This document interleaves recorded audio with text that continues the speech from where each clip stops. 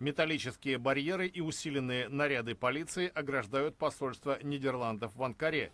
Вечером в субботу здесь прошла акция протеста против запрета властей Голландии на агитационные митинги турецкой диаспоры с участием членов Кабинета министров Турции.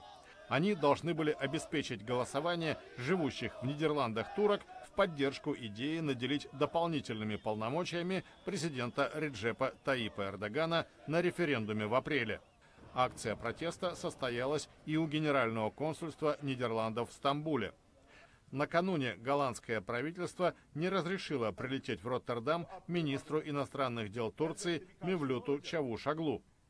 Министра по делам семьи и социальной политики Фатму Бетюль Сая Кайя также не пустили на митинг в Роттердаме. Ее попросили покинуть Голландию и вернуться в Германию, откуда она приехала в страну. Это вызвало массовые беспорядки у здания турецкого консульства в Роттердаме. Полиция силой разогнала участников акции протеста, которые пытались атаковать стражей порядка. Конные и пешие правоохранители применили дубинки. Для разгона особо буйных были использованы водометы. В субботу президент Эрдоган назвал правительство Нидерландов последующими нацистов и фашистами за запрет на проведение агитационных мероприятий в голландских городах с участием турецких официальных лиц. Премьер-министр Голландии Марк Рютте счел высказывания турецкого лидера безумными и выходящими из ряда вон.